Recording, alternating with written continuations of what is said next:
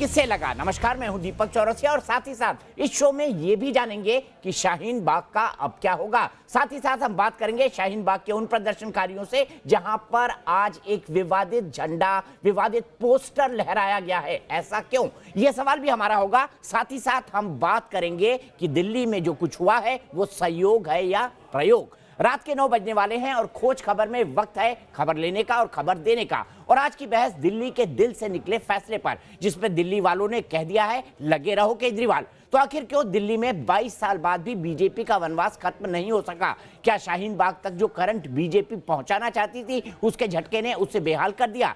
क्या शाहीन बाग में प्रदर्शन का सहयोग विरोधियों के लिए वो प्रयोग था जिसमें बीजेपी उलझ कर रह गई, या फिर अरविंद केजरीवाल के सॉफ्ट हिंदुत्व ने उन्हें एक बार फिर प्रचंड जीत दिलाई? इन सभी सवालों पर बड़ी बहस करेंगे, इनका विश्लेषण करेंगे, लेकिन पहले समझते हैं दिल्ली की जनता का जनादेश।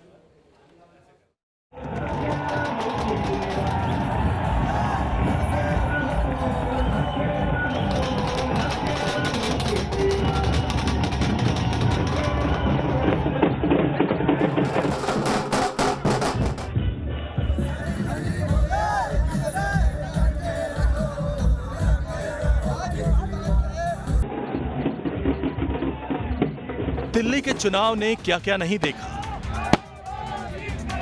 पाकिस्तान पर घमासान से वीर हनुमान तक और फ्री बिजली पानी से शाहीन बाग तक तरकश से तीर निकलते गए और चुनावी माहौल गर्माता रहा। मगर दिल्ली ने फिर से केजरीवाल पर भरोसा जताया और तीसरी बार उन्हें सिर आंखों पर बैठा लिया।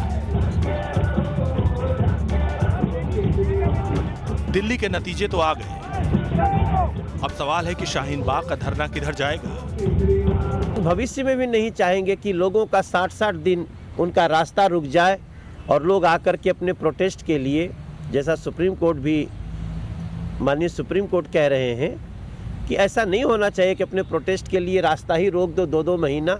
हम उसका कल भी विरोधी थे, हम उसके आज भी विरोधी। मैं कल भी कहता था अरविंद केजरीवाल जी को कि आप प्रदेश के मुख्यमंत्री हैं, आपको वहाँ जाना चाहिए। आज भी कह रहा हूँ कि वहाँ बच्चों और महिलाओं के साथ जो लोग बैठे हैं उन पे लाठीचार्ज ना हो, उनको जाकर के समझाएं और समझाने में मुख्यमंत्री जी को आगे रहना चाहिए। दिल्ली चुनाव में जब वोटों की गिनती चल रही थी तब शाहीन बाग के धरना स्थल पर सन्नाटा पसरा था।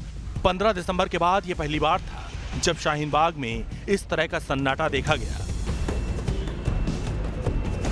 लेकिन जैसे ही नतीजे आम आदमी पार्टी के पक्ष में नजर आने लगे, पोस्टर वार भी शुरू हो गया।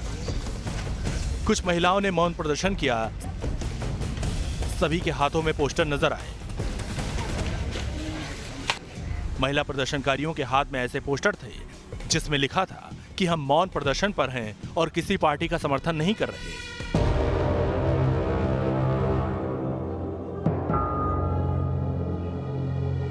मगर इसी बीच एक ऐसा पोस्टर भी सामने आया जिस पर विवाद बढ़ गया है।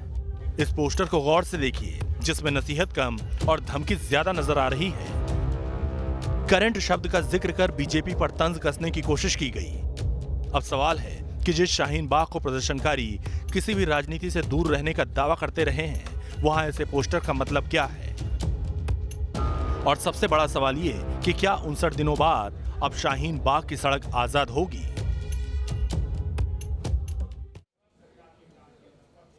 तो कई सारे मुद्दे हैं आज बहस के। उन्हीं मुद्दों पर सिलसिलेवार ढंग से बढ़ेंगे और साथ ही साथ ये समझने की भी कोशिश करेंगे कि राजधानी दिल्ली में जो जनादेश आए हैं उसके राजनीतिक मतलब क्या हैं। हमारे साथ कई सारे खास मेहमान जुड़ रहे हैं। हमारे साथ पूर्व केंद्रीय मंत्री और भारतीय जनता पार्टी के सबसे वरिष्ठ प्रवक्ता शहनवाज हुसैन जी जुड़े हुए हैं। हमारे साथ मुकेश नायक जी हैं जो कि कांग्रेस पार्टी के कद्दावर नेता हैं, मध्य प्रदेश से आते हैं। साथ ही साथ मेरे साथ धनेंद्र भारद्वाज हैं जो कि आम आदमी पार्टी के प्रवक्ता है। और धनेंद्र, मैं शो की शुरुआत करूं उससे पहले दिल से बधाई देना चाहूंगा आम आदमी पार्टी को, उसके कार्यकर्ताओं को, अरविंद केजरीवाल को, आपको, क्योंकि मैं भी दिल्ली का वोटर हूं और अब मुझे अरविंद केजरीवाल के रूप में एक नया मुख्यमंत्री, या ये कहें जो मुख्यमंत्री 5 साल से था वो फिर मिल गया है। अब मैं आऊंगा हमारे बाकी पैनलिस्ट की तरफ। हमारे साथ रमीज खान जुड़े हुए हैं जो कि नोएडा।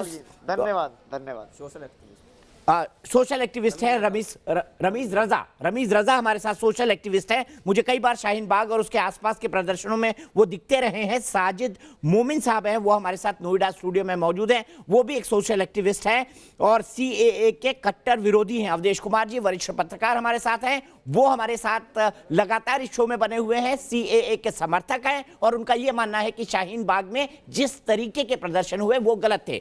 धर्मगुरु एचएस रावत जी भी हमारे साथ हैं, जाने माने विद्वान हैं सनातन धर्म के और साथ ही साथ वो भी सीएए के कट्टर समर्थक हैं। इसके अलावा मेरे साथ जो तमाम पैनलिस्ट जुड़े हुए हैं उनसे ही सवाल करूंगा और सबसे पहले धनेंद्र भाई आपकी अनुमति से मैं जानना चाहूंगा शहनवाज हुसैन जी के पास।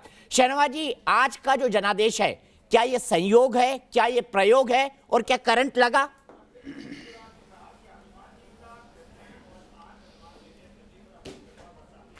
देखिए, पहले तो मैं भी बधाई देता हूं आम आदमी पार्टी को और उनके नेता अरविंद केजरीवाल साहब को। हमारे राष्ट्रीय अध्यक्ष जगत प्रकाश नड्डा जी ने ट्वीट करके बधाई दी है और कहा है कि हम सकारात्मक विपक्ष की भूमिका निभाएंगे।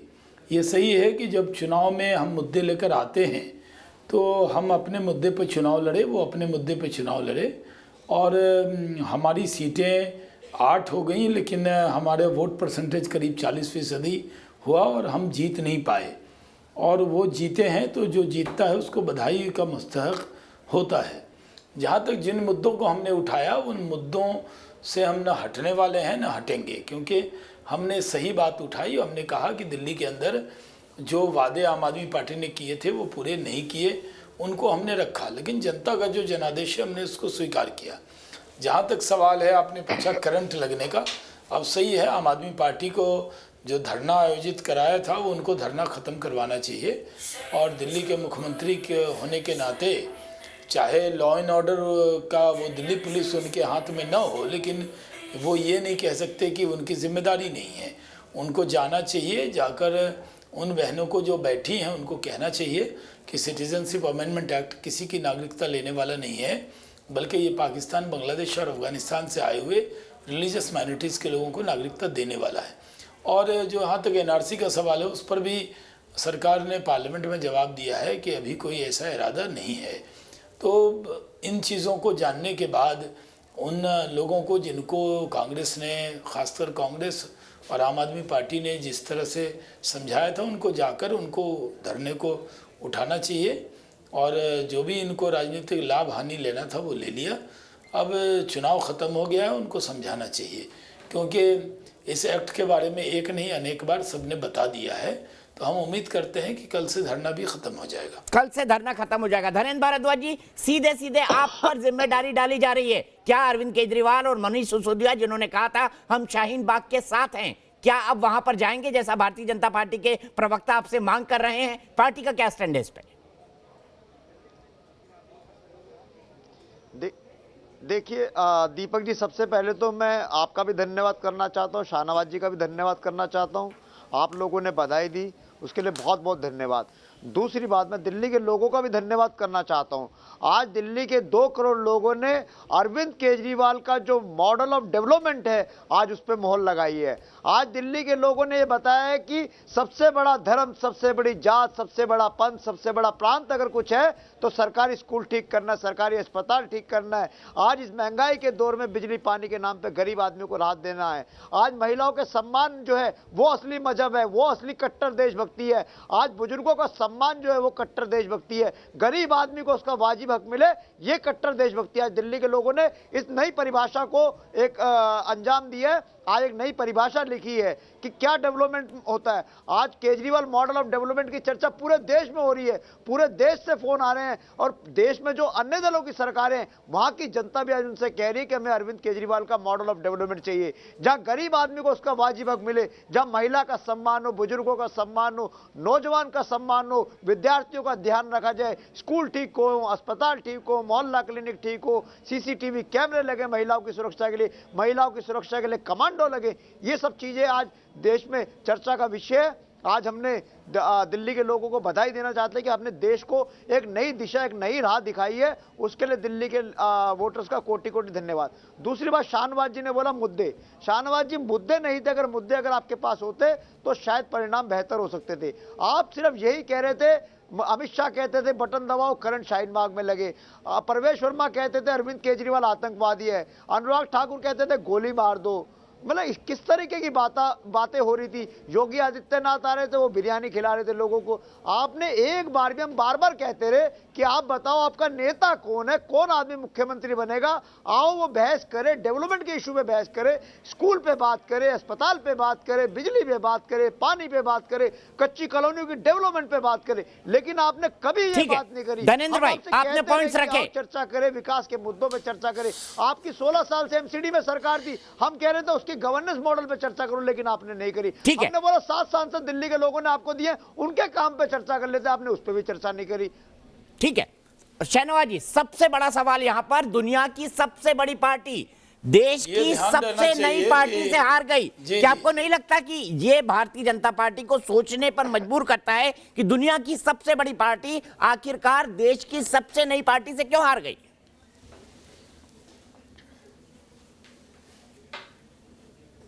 आप तो जानते हैं दुनिया की सबसे बड़ी पार्टी है, लेकिन तमिलनाडु में, केरल में और कई राज्य ऐसे हैं जहां पर हम जब विधानसभा के चुनाव होते हैं या वहां लोकसभा में भी उस तरह का सपोर्ट हमें नहीं मिल पाता है।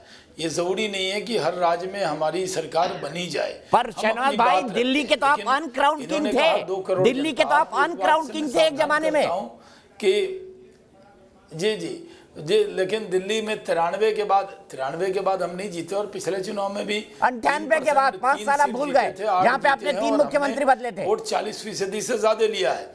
इसलिए 2 करोड़ जनता, मैं कह रहा हूँ 2 करोड़ जो जनता, उसमें याद रखिए कि 40% से ज्यादा लोगों ने आपकी बात पे यकीन नहीं किया है।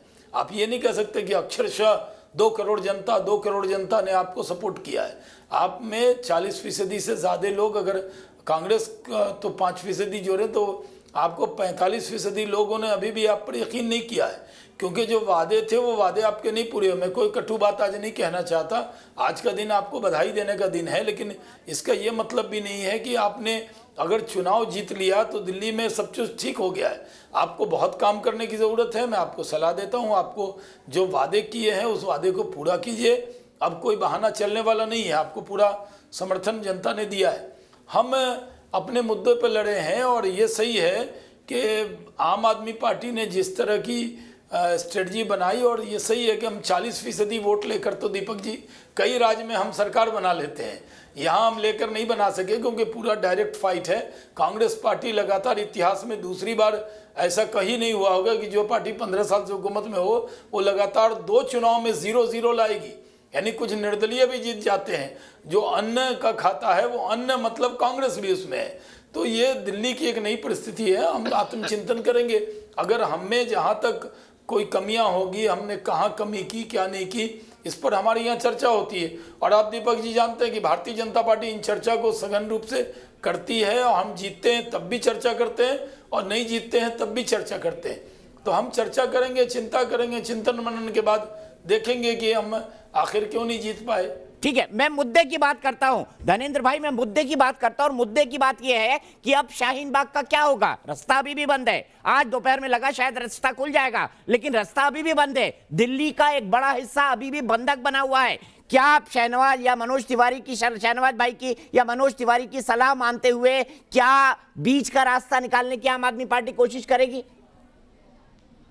जाएंगे आप शाहीन बाग? क्योंकि आप शाहीन बाग के साथ तो थे, मनीष सिसोदिया जी ने कहा था। बाग का रास्ता कौन खुलवाएगा?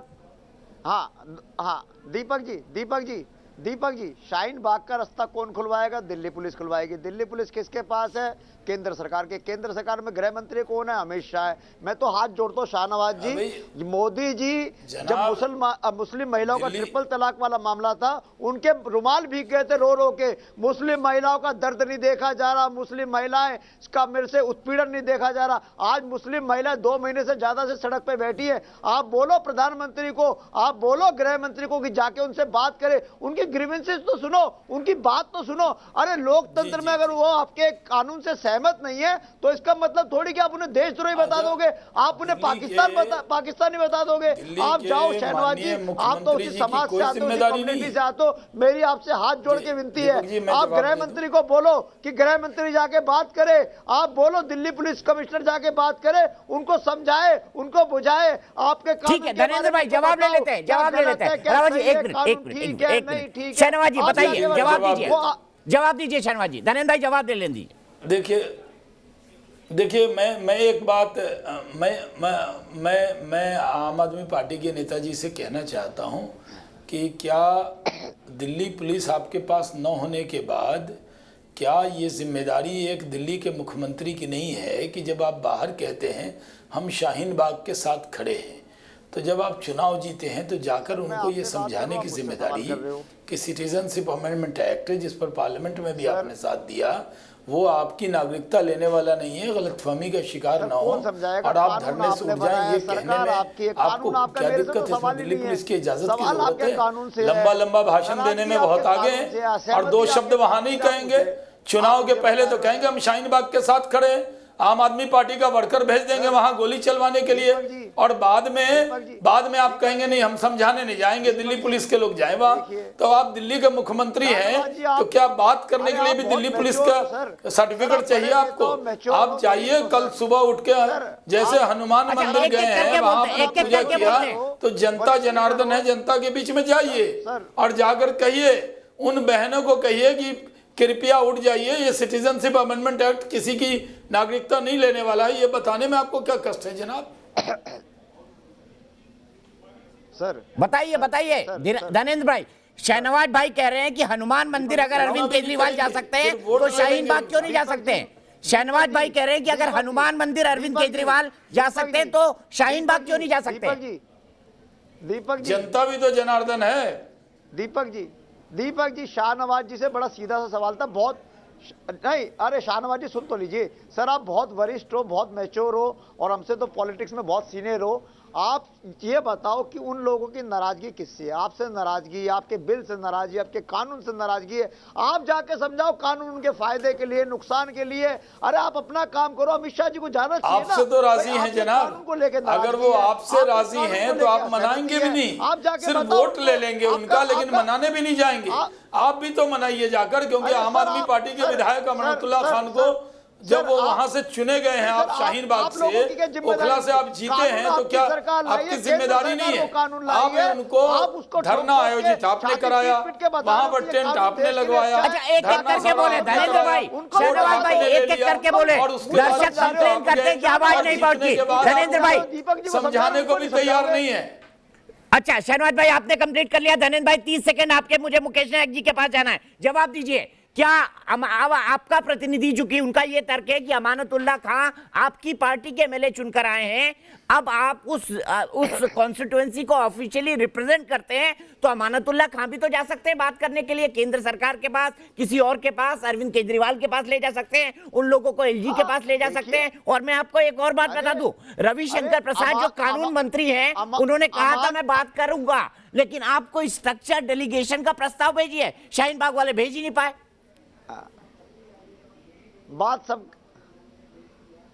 बात सब करेंगे क्योंकि अब चुनाव खत्म हो चुका है और अमानतुल्लाह तो पहले दिन से उनके साथ है। अमानतुल्लाह तो पहले दिन से उनके साथ खड़ा है, उनके दर्द में खड़ा, उनकी तकलीफ में खड़ा है। वो तो शर्जील इमाम के साथ भी खड़े थे, वो तो शर्जील इमाम के साथ भी खड़े थे जो नॉर्थ ईस्ट को तोड़ने की बात कर रहा था। 80% में भी खड़े हैं। अरे दीपक जी एक पॉइंट ऐड कर रहा हूं, वहां पे सिर्फ 40% मुसलमान है और अमानतुल्लाह को कितनी वोट मिली? 80%। 40% हिंदुओं ने भी वोट दिया है, क्योंकि अमानतुल्लाह वहां पे गंगा जमनी तहजीब का प्रतीक है, अमानतुल्लाह भाईचारे का प्रतीक है। अगर वहां पे धर्मनिरपेक्षता जिंदा है तो अमानतुल्लाह की वजह से जिंदा है। इसीलिए वो शर्जील इमाम के साथ खड़े थे जिस भाषण में वो असम को तोड़ने की बात कर रहे थे। कोई नहीं खड़ा था। नो दीपक जी, नहीं। अच्छा धनेंद्र भाई पिक्चर दिखाता हूं, शर्जील इमाम और अमानतुल्लाह खां की पिक्चर निकाल लीजिए। शर्जील इमाम और अमानतुल्लाह खां की पिक्चर निकाल लीजिए। उससे पहले मैं मुकेश भाई के पास चलता हूं। मुकेश भाई दिखा दीजिए भाई, दिखा सर दीजिए। आप भी गए थे वहां पे, सर आप भी गए थे, आपके साथ भी कई बैड एलिमेंट्स, गुंडा एलिमेंट्स खड़े हुए थे। आपको पता था कि कौन पिक्चर खिंचवा रहा है आपके साथ, कौन सेल्फी खिंचवा रहा है? आप भी गए थे। आपके नहीं साथ नहीं, भी धक्का अमानतुल्लाह मुक्की हुई थी खान ना को वहाँ पे। पता था कि वो शर्जील इमाम है। जब फुटेज सुनेंगे तो आपको पूरा ध्यान आ जाएगा। फिर बात भी हो रही है, प्लानिंग अरे भी हो रही नहीं, है नो, कि नो जुम्मे सर, के दिन नो। क्या कहा जाए। अभी नहीं, अभी सुनवा ना, देता ना, हूँ, अभी ना, सुनवा ना, देता हूँ। निकालिए भाई दीपक शर्जील जी, इमाम की दीपक फुटेज जी, निकालिए, दीपक जी, निकालिए, निकाल के आज- बताइए मुझे। दीपक जी, मुकेश नायक जी को, आज धनेंद्र भाई। केजरीवाल मॉडल ऑफ धरना डेवलपमेंट कराओ। पर चर्चा करो। आज अच्छा। केजरीवाल मॉडल ऑफ डेवलपमेंट अरे पर मैंने तो करो, चर्चा सर। शुरू ही उस पे की थी धनेंद्र भाई, उस पर भी चर्चा करूंगा, लेकिन एक सवाल अच्छी बातें करो, आज अच्छी बातें करो सर। आज भाई, प्रयोग है आज जनाब, अच्छी बातें करो सर। शाहीन बाग प्रयोग सर, अच्छी किसका है? बातें आप ही करो। का है ना? चलिए मैं मुकेश भाई के पास चलता ये हूँ। भी तो अच्छे की बात है, वो लोग नहीं, मैं तो चाहता हूं कि शाहीन बाग का रास्ता खुल जाए। मैं तो ये चाहता हूं, क्योंकि सबसे ज्यादा भोगी मैं हूं। 3 से 4 घंटे रोज लगाता हूं ऑफिस से दफ्तर आने में। मुकेश भाई, मैं आपसे समझना उनकी चाहूंगा। लैब फेल हुई है, उनकी प्रयोगशाला फेल हुई है। मुकेश भाई 1 मिनट, धनेंद्र भाई मैं आपके पास आऊंगा। मुकेश जी, मैं आपसे जानना चाहूंगा, आप इतने वरिष्ठ नेता हैं पार्टी के, आपने पार्टी का जो ग्लोरी वाला पीरियड होता है जिसमें कहा जाता था कांग्रेस अगर एक लैंप पोस्ट को भी टिकट दे दे तो वो भी चुनाव जीत जाएगा हाथ के पंजे के नाम पर, मैं आपसे जानना चाहता हूं इस चुनाव के अंदर देश की सबसे पुरानी राजनीतिक पार्टी, देश की सबसे नई अभी पैदा हुई राजनीतिक पार्टी की बी टीम की तरह काम कर रही थी, क्या कांग्रेस के गौरवशाली इतिहास के लिए यह शर्मनाक नहीं है?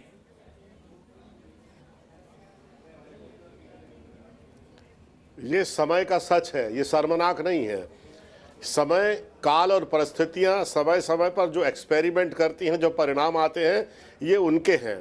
दूसरी बात मैं ये कहना चाहता हूँ कि जिस तरह की बहस टेलीविज़न पे अभी चल रही है, मुझे लगता है चुनाव अभी खत्म हो गए। मुझे ऐसा लग रहा है कि सर, नेताओं को शाहीन शायद बाग पता का नहीं है रास्ता कि नहीं खुला है अभी। चुनाव के तो परिणाम आ चुके हैं। और शाहीन बाग का रास्ता नहीं खुला है। शाहीन बाग, देखिए मुझे अगर आप सिंसियरली मुझे समय दे दें आधे मिनट का, तो मैं कुछ बोलना बिल्कुल बोलिए मुकेश भाई, मैं तो आपको कभी नहीं टोकता। दीपक जी, शाहीन बाग एक नया कैटलिस्ट बन गया था बीजेपी के लिए, एक नया उत्प्रेरक बन गया था पोलराइजेशन के लिए। एक प्रच्छन्न सांप्रदायिकता के तहत बीजेपी ने इस नए हथियार का उपयोग किया था, ये उल्टा पड़ गया और इसका सबसे ज्यादा नुकसान हुआ कांग्रेस को। जब मिडिल एज के बाद इलेक्शन आया तो बीजेपी ने पूरा का पूरा नरेशन इलेक्शन का चेंज करने की कोशिश की और परिणाम ये हुआ कि जो माइनॉरिटी है वो इतनी डर गई कि उसने कहा कि हम उसको वोट देंगे जो बीजेपी को हराएगा।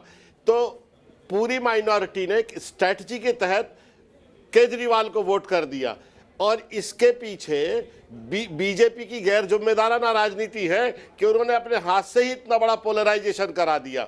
दूसरी चीज मैं ये कहना चाहता हूं कि भैया, शिक्षा, स्वास्थ्य, पानी, बिजली है ना, लोगों की शिक्षा, इस पे भी तो देश में बात करना जरूरी है ना। और ये शाहीन बाग पार्क तो हर चुनाव में खड़े हो जाते हैं अलग अलग रूपों में। कहां तक हम इस पर बहस करते रहेंगे? 30 साल से भारत की राजनीति में भूख, गरीबी, अज्ञान, अशिक्षा जैसे गंभीर सवालों पर राजनीतिक दल और नेता चर्चा तक नहीं करते हैं और तो समस्याएं हल कैसे होंगी? आंख में धूल झोंको, झूठ बोलो। ये तो मुकेश भाई पहले राहुल गांधी को सिखाना पड़ेगा। वो राफेल करते रहे पूरे टाइम, पूरे लोकसभा चुनाव के टाइम करने लगो।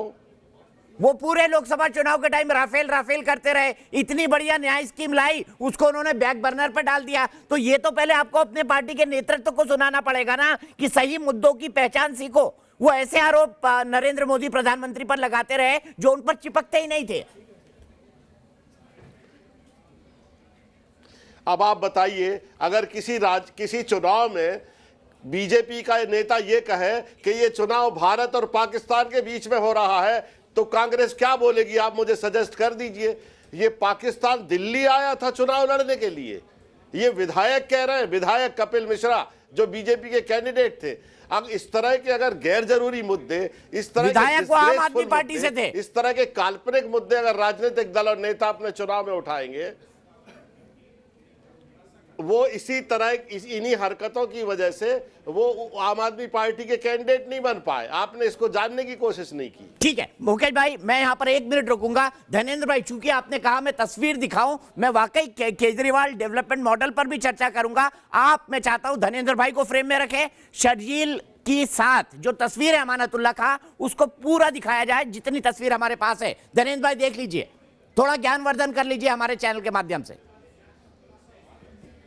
ये देखिए शर्जील बोल रहा है। सर दीपक जी, मैं यही कह रहा हूं कि किसी ने तस्वीर खिंचवा ली। अगर शर्जील इस्लाम ने देश के लिए गलत बोला है, उस पर FIR हुई, उसको अरेस्ट कर लिया। अब वो FIR हो गई, अरेस्ट हो गया। आज चर्चा का मुद्दा केजरीवाल मॉडल ऑफ डेवलपमेंट है। मैंने माना, आप पूछोगे इसके अंदर क्या है, क्या विशेषता है, मैं आपको विशेषता बताऊंगा। धीरेन्द्र भाई बिल्कुल आपकी बात मानी, लेकिन ये भी एक हकीकत है कि अमानतुल्लाह उनके साथ खड़े हुए हैं। अमानतुल्लाह खान उनके साथ खड़े हुए हैं। इसका जवाब तो देना चाहिए आम आदमी पार्टी को कि आपके विधायक एक देशद्रोही के साथ क्यों खड़े हुए हैं। दीपक जी, आपने कहा था बिल्कुल नहीं, बिल्कुल नहीं, बिल्कुल नहीं। आपने कहा था अभी, मैंने तस्वीर दिखा दी आपको। ध्रुव सक्सेना के साथ खड़ा तो कैलाश विजयवर्गीय भी था, कैलाश विजयवर्गीय भी था, शिवराज सिंह चौहान भी था उस ध्रुव सक्सेना के साथ, जो ध्रुव सक्सेना हाईटेक एजेंट था। क्या आपने इस्तीफा मांगा कैलाश विजयवर्गीय से? क्या आपने इस्तीफा मांगा शिवराज सिंह चौहान से?